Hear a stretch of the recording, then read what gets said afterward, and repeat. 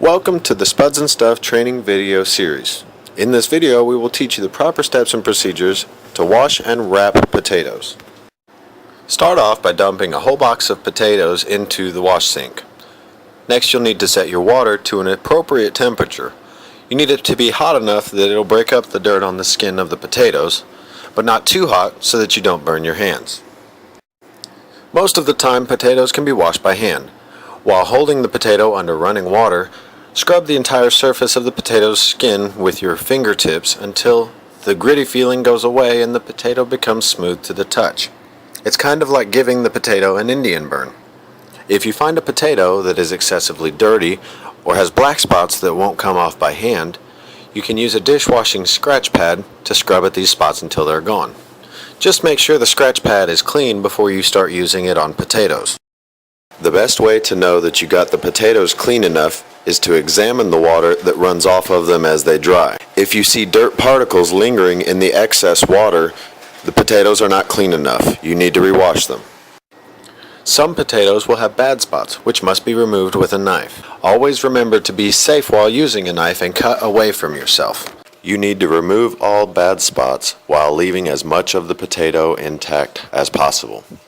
Start by making shallow cuts into the potato and continue doing so until the bad spot is completely gone. You need to leave as much skin on the potato as possible. Anywhere that you remove the skin, that potato will become tough during baking.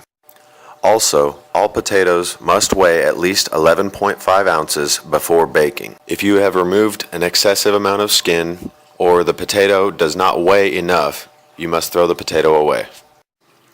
Once all the potatoes have been cleaned and cut, you need to wrap them tightly in aluminum foil. The entire potato has to be covered in foil. Make sure you cannot see any of the skin still showing through. Leaving the skin of the potato exposed during the baking process will cause hard spots in the potato. Also, make sure the foil is wrapped tightly so that it does not come undone.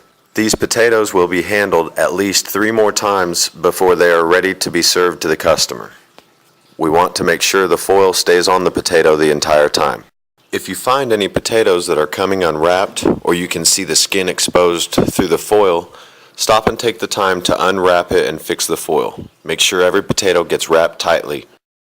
When loading spuds into the oven, be sure to space them apart, leaving at least 1 inch in between each spud. If the spuds are too close together or even touching, the baking process will take longer and the spuds may not bake properly. Each oven may vary slightly, but spuds usually bake for 55 minutes at 450 degrees. Always make sure to double check your temperature and also set a timer. When removing spuds from the oven, they need to go into the potato warmer to stay hot. Be sure to keep the new ones separate from the potatoes already in the warmer. The older potatoes need to be used first. Potatoes can be held for approximately 4 hours before they need to be disposed of.